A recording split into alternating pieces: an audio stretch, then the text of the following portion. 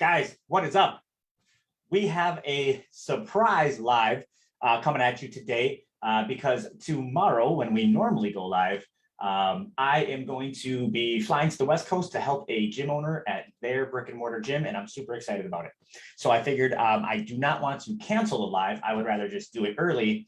And as I was planning what time I would do it, I just said, fuck it, let's rip and roar. And so this live is going to be about client experience. And I labeled it, client experience, does yours suck? And chances are that it doesn't, but you don't know how to measurably improve, or you don't know how to improve it because you're not measuring it, right? And so who cares about client experience? Well, I do. And I think that it plays a huge role into retention. Have you ever had a client that quit and you could tell that their excuse that they gave you is just kind of bullshit, right? I mean, they're like, oh, it's too much money, or it's too far away, or whatever. Honestly, guys, when a client signs up for a program, especially like if it's a predetermined length of time, not like an open-ended month to month, but like let's say it's a I don't know, a 6-month program or a 12-week transformation program or a whatever, and then they quit before that time frame is up, it's likely one of two things. Okay, number one, the program that was sold to them, whether it was by you or by your sales manager or whoever, it's not what was being delivered, right? It's not what they thought they were signing up for. There was maybe some kind of miscommunication between the sale. They thought they were getting, pre-done meal plans for the rest of their life, and their coach is like, hey, we don't really do that, or whatever. And usually if that happens and they quit, it's going to happen in their first 30 days. That's a quick churn, right? But what happens if they quit after 4 or 5 months, right? Chances are the client experience isn't the same as when they first joined, right? And that could be for a multitude of reasons. And that's what we're going to talk about today. But really, they just don't value their dollars the same way that they did when they first started giving them to you, right? And that happens sometimes as gyms grow, right? It's easy to deliver an amazing client experience to 50 members, but what happens when you get 150, right? Things start to change. Things start to slip through the cracks. Things start to get a little bit harder to keep eyes on every single one and deliver that amazing experience, right? And then you start getting the reviews like, hey, this place used to be great, but it's kind of changed. And all of us do not like those. I don't like those. I hate when people say that I used to be awesome, but I changed. In all reality, it is our effort that is trying to deliver that same client experience, but it's just more people. It's hard to do, right? And so I put together 10 checkpoints that I personally track at my gym to make sure that the client experience stays really good as we scale. And so I'm a big believer in what gets measured gets improved, right? And so if you're not measuring certain things and you're like, man, it's not going so good, you really have no plan of attack on how to fix that problem, right? But if you're measuring things, you're like, okay, it's got to be this, right? And you go in and fix that and see if it fixes the problem.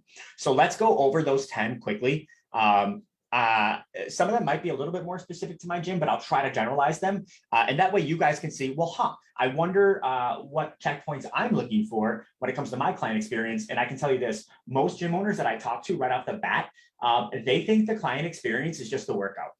Honestly, like they think that a client is coming for the workout. And so if the workout is great, that's the most important, right? And while the workout is important, first of all, it's probably not the most important. And second of all, that is not all they care about. That's maybe all you care about, but you have to care about what your clients care about, right? And so you want to make sure that your business is 100% aligned with your avatar, your customers, who you're selling, right? Not completely aligned with what you want to do as the owner, right? And so, so let's dig into it, guys. The first thing that plays into client experience is the absolute top of the funnel, right? And that's how do they hear about you, right? Your marketing, right? And so this is important because can't get that off.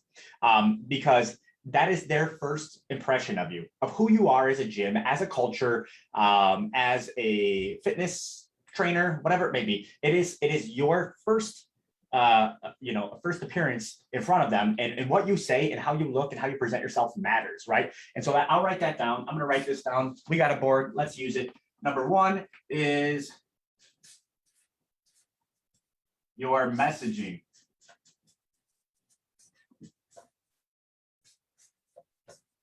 Okay. Do you say free 6-week challenge, right? And then they come in and right off the bat, it's not free.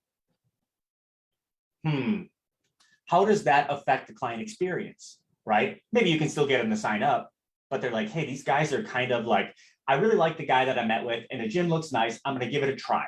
But right off the bat, they're kind of irked, right? Because you said one thing and you did something else, right? And that's generally not the best way to start a relationship. And at the end of the day, you want to view your clients, your customers, as having a relationship with your business. And the longer that relationship remains intact, the more money you're going to make, right? And obviously the more ability you'll have to help them. But it is a relationship. And why would you want to start the relationship off on a bad foot, right? By presenting something in your messaging that isn't aligned with what your business is doing. And so just keep in mind, that is the tip of the spear when it comes to client experience. That is the first impression, and first impressions matter, right? Or if you're using, other gyms' ads or whatever, right? And they come in and it's not your gym. It doesn't not matter. Think about it. Okay. Now the next one is your lead nurture. Okay. So that's the next point that they're going to be communicating with you. Lead nurture.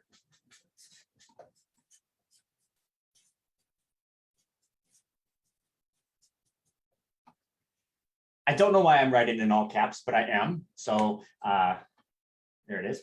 And so basically, lead nurture is as soon as they express interest, whether they give you a call, whether they opt in on a form, however you have your lead generation set up, whether it's organic and like a client's just giving you a name and a number for a referral, however you do it, right? How long does it take for you to reach out to them? And once you do, what do you say to them, right? Do you not reach out to them and you make them reach out to you? That's not the best, right? Do you reach out to them aggressively every single hour until they respond to you? That seems a little bit freaky, maybe there's a happy medium between the two where you reach out to them initially right away to just, introduce yourself like you would with a normal relationship and ask them what their goals are and remind them of their appointment time. And very simple, right? Is your entire lead nurture system automated so they get the feeling that they're maybe not talking to you? That's not the best client experience. Does it work mathematically, guys? Maybe it gets more people to show up to the appointment. But saying that these type of things do not affect the client experience, I think is irresponsible, right? They absolutely do, right? And how much weight they hold, I'm not sure, right? But assuming it's none is crazy, because it is some. It affects the client experience some. They're like, yeah, my gym's cool. Let me refer you to them. Oh, by the way, they're going to send you a million text messages at first. So just don't delete them. I think it's just from a system. I don't even think it's really from a person, right? They're going to tell their friends that, you know what I mean? Because they don't want to look stupid. So imagine how they feel about it. Maybe what you should do is have your automated or your lead nurture systemized, right? So it reminds you to do things, but it doesn't do them for you. Not all the time. You don't want to automate a conversation. You can systemize a conversation for sure. And I do at my gym. So like the first message that goes out is automatic. And it's like, hey, what's up? My name is Joey. I'm going to be your coach. Super excited to meet with you. What are some of your goals? Like you can automate that, guys. You don't have to fucking type that in every single time you get a lead. What's the point? Like you're purposely ignoring technology at that point. But when they respond and they tell you their goals, you should read that and then respond with a personalized message. You shouldn't have some way to set it up to where it can interpret what they said and then reply with an automated message. That's obviously doable, right, through technology. But I think it plays a role in the client experience. And so I think it's important for you to be aware of that and pick the best way to nurture the lead that you think is going to improve the client experience. Each one of these checkpoints gives you an opportunity to improve it. And every single time you improve it, they're going to stay longer, okay? And so keep that in mind. Number 2 is lead nurture. Next one. Number 3, walking in.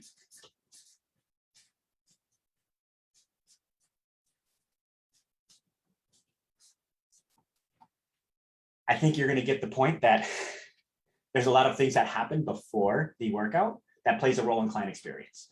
So at my gym, we do not have the front desk staffed all the time. It's staffed during the busy times, but when it's slow, I am not going to pay somebody to sit there and watch YouTube, right?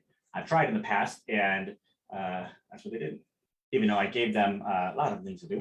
My point is that when somebody walks into your gym and they absorb the environment for the first time, is somebody there to greet them, right? Because think about it, when somebody first walks into a gym, they're totally intimidated. They just are, right? Whether it's a guy, a girl, like a gym is an intimidating place because it's like a judgment zone. And the good gyms, they're able to dismiss that right off the bat. Like, you know, they're like, hey, what's up? You know, are you Susie? Super excited to meet you. My name's Jake. I'll be meeting with you today. You're here for the transformation program, right? Awesome, cool. Can't wait to hear more about your goals. I'll tell you a little bit about our program, and if it's a good fit, we'll go from there. Sound fair enough, right? And that's a really cool, easy way to let their guard down. And they'll be like, yeah, man, wow, this guy's great energy. This is going to be fun. He just told me exactly what we're going to be doing. I'm not quite so nervous anymore. Cool. I'm just going to follow his lead, and it looks like a great energy here, right? Or does a client walk in and no one's there? You as the owner are not prepared, right? Whether you're in another meeting or on the gym floor, they're kind of just looking around and like, what, you know, where am I supposed to go? Is there a bell here? How does this work, right? And so right off the bat, that affects their client experience, right? And they're like, okay, they're not really attentive, but maybe they're good at training, right? Or I feel kind of stupid because did I miss something? Like, am I in the right place? Like, keep in mind, you guys have been to your gym a million times. They've never been there before, right? You have to remember that, right? They don't know what the place looks like. They don't know what they're supposed to do. Have you ever walked into a business before? I have. Have you ever walked into a business before and nobody's at the front desk and you just literally don't know what to do? And you're like, what the hell? Like, am I supposed to like wait here? Do I yell somebody's name? Like, what's going on, right? Imagine you are doing that to clients. Think about it, right? And so when they walk in, are you prepared? Do you know their name? Are you excited? Is your energy great? Do you have an area for them to sit down? How does that all look, right? And if you think it doesn't play a role in client experience, it does, right? It does. And all of these checkpoints will lead to how long they stay with your business. Next. Number 4. The sale. Sale, guys. Okay, so you can meet with somebody and really have an authentic conversation with them and understand their goals and understand their pain points and understand the problems that they're going through. Or you can go through a script and just try to get a close, right? Either way, you'll probably get them signed up. But do you think that the client doesn't know if they're having a real conversation or if they're being sold? I bet you would. I bet you that if you sat down with meet with somebody for a service, right? You could tell if that person is really trying to sell you or if they're really trying to figure out what your problems are and if they're a good solution for them, right? And they're independent of the decision, right? They just want to talk with you, right? I think that plays a huge role in the client experience, right? So first off, the sale, like, you should be trying to solve their problems. You shouldn't be trying to sell a solution that you sell to everybody. If you're in the business of solving individuals' problems, then you should cater that conversation to them. right? And cater your solution to them, right? So after they spill everything out and they tell you all about, how they used to be in shape and then they had kids and then they, all of this stuff, you shouldn't be like, great, you should do our 12-month membership. It's basically like, they're basically like, why the fuck did I just sit here and tell you about my life story and really leave it all out if you're just going to honestly recommend I do the same thing that I can tell you recommend to everybody, right? So I think it's really important that if you're in this business and the business is helping people, then you should be taking that first meeting with them pretty seriously, and you should listen to them, and you should offer them advice, and you should prescribe them the right solution, not just some arbitrary 24-month contract that rolls into a month-to-month. Like, what's the point, guys? And that's some of the shit that dilutes our industry and makes it seem like gym owners just want money, because it doesn't seem personalized, right? It doesn't seem like that at all. It's the lazy way to do it, right? And so I think that it's important for you to dig deep into their goals, into their pains, into their problems, listen to them, right? And then prescribe them a program that's designed to fix it for them, right? And they will thank you for it. And it will feel so much more authentic. And it won't feel like you're reading off of a script. And it won't feel like you're trying to sell them a challenge or sell them something that isn't what they came in for, but that's just what you do, right? Sell them what they came in for and listen to them. I think the sale is really important. Okay, the next one, the pass off, right? I call it,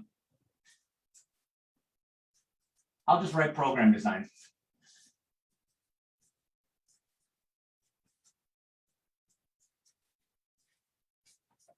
Okay, program design. You sell them. Good job. They signed up. What does it look like?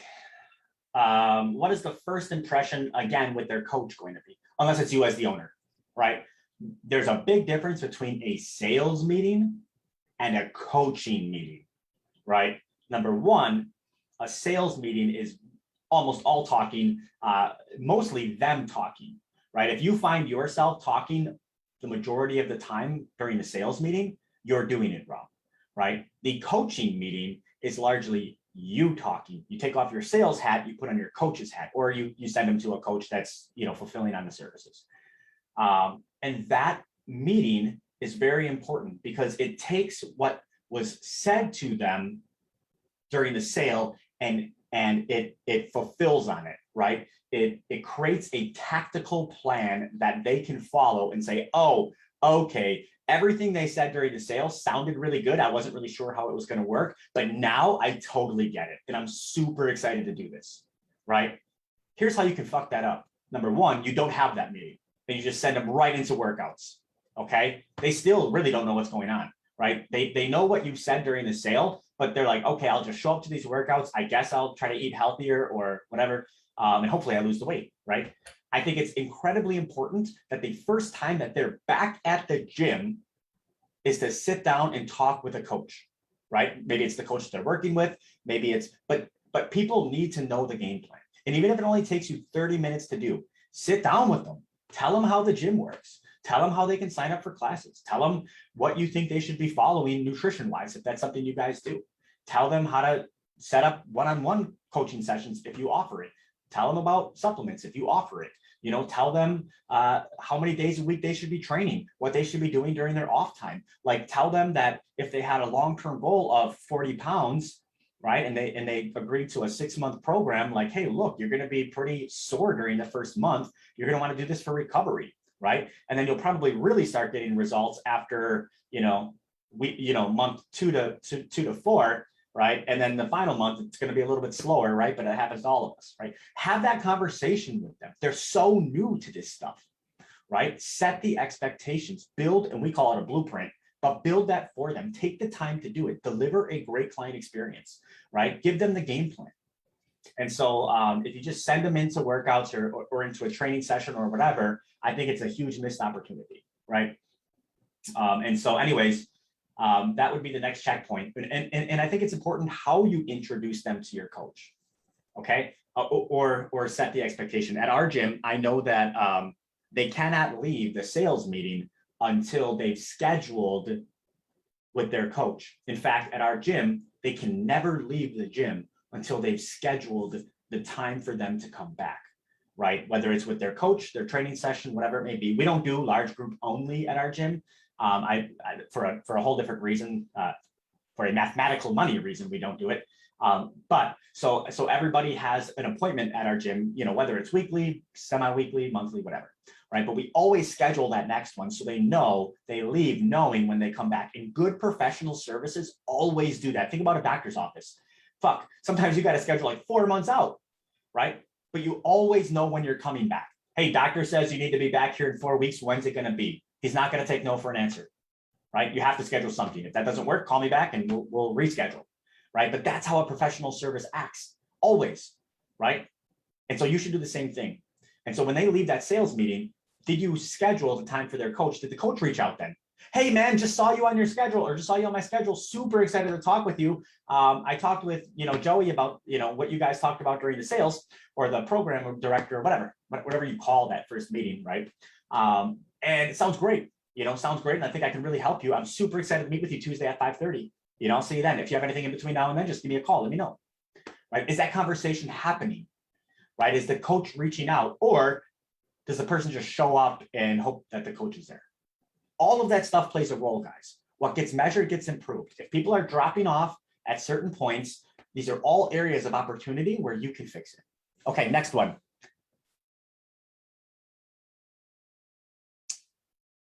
Hold on. I wrote these all down so I don't forget them. Okay, finally, we're on to the workouts. Okay, look at number 6.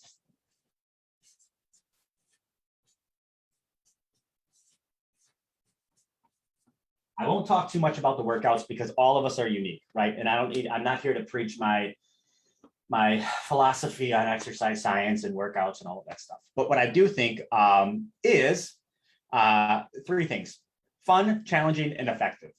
I think those things all are important, right? You could disagree. You could say workouts don't need to be fun. And I would say, are you training athletes looking to, get to the next level, or somebody to compete for a show? Because then you're right, they don't need to be fun. Or are you training the average, Joe Schmo, mom that wants to lose weight? Because I think that they do want to be fun. And I think if you don't think that, you're just in your own way. Okay. Anyways, fun, challenging, effective, right? Are you counting reps, or are you coaching? Okay. And so I think the workouts are incredibly important when it comes to experience. I don't think it matters whether you have them do RDLs or if you have them do, sumo squats, or that's up to you. That's why you open a gym, right? But I do think that any opportunity that you can have your coach do things with them that they can't do on their own is a great client experience, right? At our gym, we use a lot of manual resistance. So like, as an example, I could lay somebody down on a hamstring machine and have them do hamstring curls. We have plenty of them, right? But they don't do that when they're private coaching. What do they do instead? Maybe they lay down on a flat bench and the coach grabs their heels, right? And there's variable resistance there, right? Depending on how much effort that person has left in the tank, maybe the coach makes it a little bit easier. But when they first get started, the resistance is a little bit heavier. That is building a ton of value between the coach and the client, because that client cannot perform that on their own, right? And it really builds value in your program. It's fun, it's effective, it's challenging. Okay. And so are your workouts designed to accomplish those things, right? If you're missing one of them, chances are that the experience isn't as good. I'm not talking about results. I'm not talking about how quickly they can get results. I'm only talking about client experience here, right? And you might be robbing your clients of a great experience because you want to do things a certain way. Just think about it. Okay. Next one, professionalism, number 7. Whoops.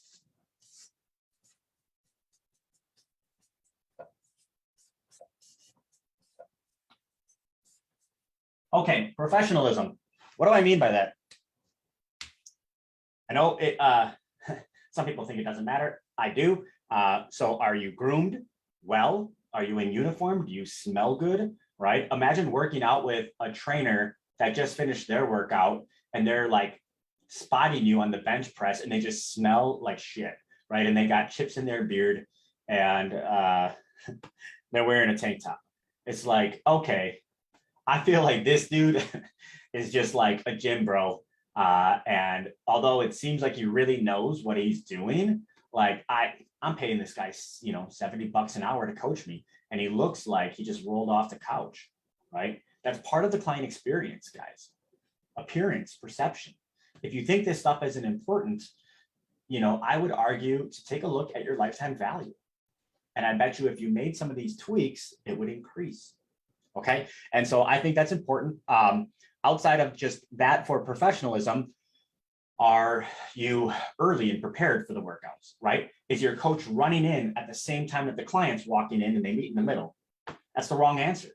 At my gym, they have to be there at least 15 minutes before the session start times. That way they can take 10 minutes to set up the workout, make sure everything is perfect, and anticipate that the client is going to be there 5 minutes early, right? And so when the client shows up 5 minutes early, they're already ready to be like, hey, what's up, Susie? Super pumped. I got this amazing workout set up for us today. I've been thinking about you all day and I can't wait to get it going. Go ahead and get changed and I'll meet you right back here, right? You can't do any of that.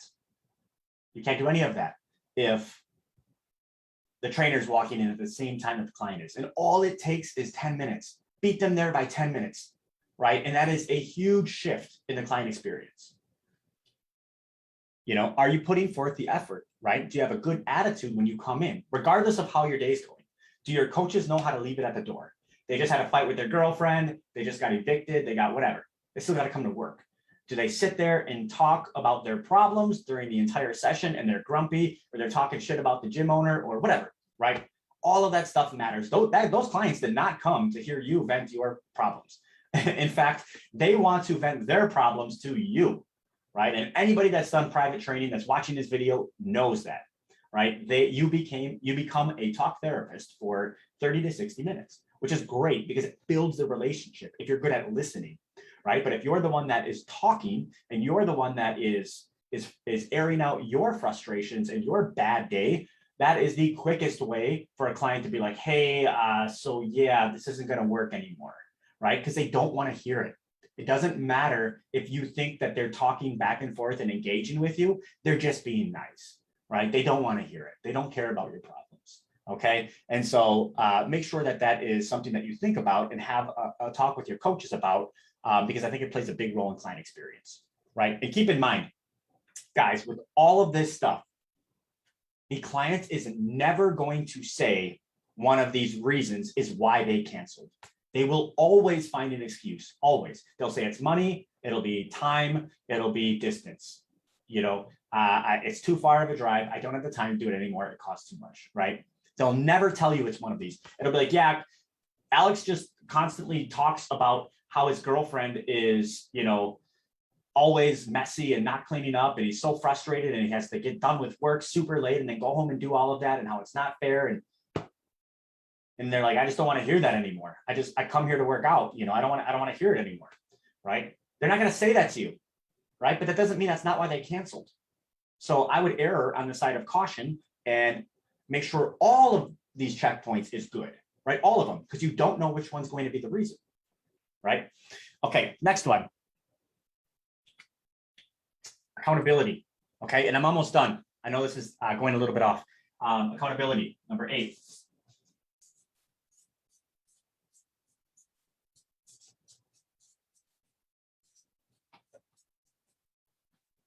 Are you holding clients accountable to the goals that they set and you said you are going to meet with them? A client comes in, I have these goals that I want to meet. We can help you with that. Awesome, here's my money. Let's get to work. Now it's time to hold them accountable to those goals. And so they actually reach those goals, right, in the time frame that you said they could. It's not a foreign concept, but if you don't do this, right, it is breaking the trust that you guys have built together. It is not fulfilling on a promise that you made to them because you're lazy, right? Most people don't do the weekly weigh-ins or monthly weigh-ins or whatever it may be, not because they don't believe in it, but because they forget and they're lazy and they're not disciplined, right? But it plays a huge role. Imagine this. Mrs. Jones finally is super excited to start her program, and you're like, awesome. So we're gonna lose 40 pounds in 6 months. That's an average of 1.25 pounds per week, right? And so let's get started on Monday. Then, you and I together, then you're going to have 2 group workout classes. You're going to follow this nutrition. This is exactly what we're going to do. And then we're going to do a weigh-in on Monday to see if you lost the weight. Sound fair? And she's like, yeah, let's do it. Okay. And then Monday rolls around. Worst case scenario, you forget. You forget because you got 20 other clients, right? And you forgot that you told Mrs. Jones on Monday you guys were going to weigh in. Meanwhile, she's been thinking about that weigh-in the whole fucking week because she's incredibly self-conscious, and it's the first time that she's ever done something like this. And she's following a brand new nutrition plan, which means sacrificing a lot of the foods that she loves to eat in place for what you told her to do. And she has no proof or idea that it's going to work until she starts losing weight. Meanwhile, she's sore as hell because she hasn't worked out, right? She's put in what she perceives to be the most amount of effort she's put in an incredibly long amount of time. And you fucking forget about the work, or you forget about the weigh-in. How deflating is that? How deflating? I would be pissed, right? And she just feels like you don't care, right? And she's just another number. That's how she feels, right? And best case, she has to remind you of it, right? She has to remind you of it, and then she jumps on the scale and she lost 2 pounds, and she's expecting you to be like, hell yeah, great job, amazing, you beat it by 3/4 pounds, right? But you forgot the goal that you told her, right? And so you're like, awesome, we lost some weight. She's looking for a huge parade because it's the first time she's ever done something like this, right? And she was so nervous, and she actually did it, right? And you as a coach are fucking robbing her from that effort and excitement, and it's unfair, right? All because you're disorganized or not disciplined. This is a huge part of the client experience, right? And celebrating wins and celebrating successes, right? And not robbing your clients of that. And so be organized. If you tell them you're going to help them reach a goal, then measure, track, and help them do that, right? And so I think it's really, really important that you're holding clients accountable. They're not very good at being self-accountable. That's why they hired you, right? And I can guarantee that if Mrs. Jones knows that she has a weigh-in with her coach or her trainer first thing Monday morning, right? Her behavior that entire previous week, especially over the weekend, is going to change versus if she knows nobody's holding her accountable and she doesn't have to jump on a scale, right? Her behavior is going to be so much better, meaning that she's going to get much better results, which means you are actually making an impact on somebody's life. You're actually teaching them good habits, because if they do that for 3, 4, 5, 6 weeks, it becomes a permanent staple, or it can at least, right? But if you don't hold them accountable, they're going to fall back into their old habits, which is what that got them there in the first place. Very important. Next, 2 more, guys. Remember I said 10 checkpoints. Number 9. Do you talk with clients outside of the gym to check in? Check in. Do you have to? No. Does it play a good role in client experience? I think so, right? I think just messaging them once a week. Hey, Susie, how's it going? How's the diet going? How's everything? Is everything good? How did you like my workout on Wednesday? Awesome. Can't wait to see you next week. It'll take you 30 seconds to do that. And I think it plays a huge role because it shows that you support them when they're not at the gym, right? It shows that you're using your discretionary time, right, to talk with them, to care about them, right? I think they understand that you're going to care about them while they're at the gym. I think that's a given. And they'll be like, yeah, when I go into the gym, John's in a great attitude, he's super excited, he's super supportive, right? But I think it takes the relationship to a whole new level when you care about them when they're not at the gym, right? And that's not something that you can be forced to do, right? It's something that you intrinsically want to do because you care about helping people, and your coaches should want to do that. And you could put a lot of rules in place and a lot of systems in place, or you could just find coaches that care about it, right? Or you can care about it as the owner and make it part of your culture. And so I think that, and of course, it goes both ways, checking in, but keeping it professional. Not like, hey, you want to grab a beer on Saturday?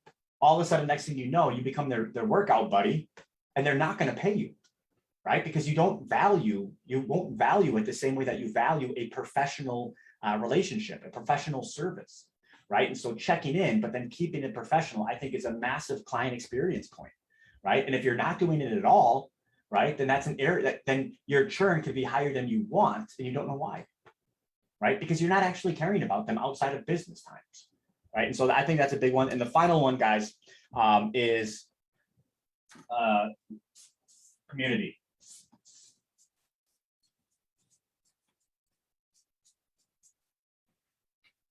All right, community.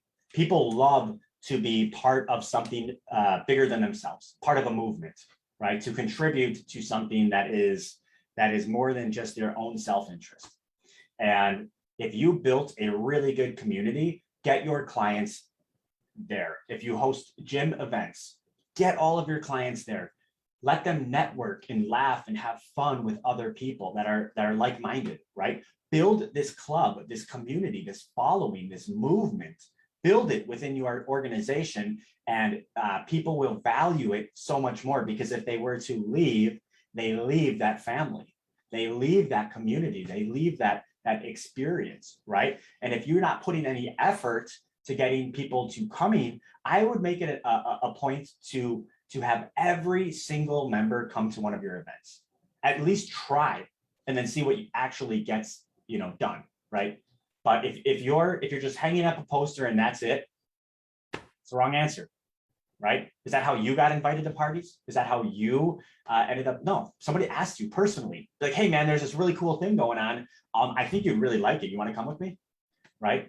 And so is your staff doing that? Are you doing that as the owner? Are you getting them engaged in your community, or do you not care about community, right? And you're like, hey, we're not doing the community events. They just come and work out, and that's kind of it, right? And guys, there's no wrong or right answer to any of these things. It's just, do your actions align with your goals, right? If you are not reaching your goals in your business and you're not doing any of these things, then your actions do not align with your goals. You can do two things. You can, number one, adjust your actions by doing things that will deliver a better client experience and thus grow your business. Or you can adjust your goals and have more modest goals and say, look, I'm unwilling to do these things, whether because you don't believe in it, you don't have the character traits, or you don't have the skills to do them, right? I'm unable or unwilling to do these things. I should adjust my goals so I don't expect to be $1 million gym or make $20,000 a month in profit or have my time and freedom back, right? You got to adjust. You got to do one of the two things, right? But you can't just not do them and then also keep very high goals. You'll just consistently be in a pattern of failure, right? So anyways, guys, these are the 10 checkpoints that I have my team go through, especially the leadership. And I think it plays a big role in why our churn is so low and why our clients stay for so long, right?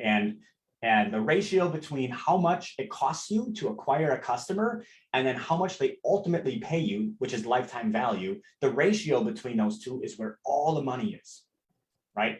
And so are you signing somebody up and they're leaving after 3 months, or are they staying for 3 years? Okay.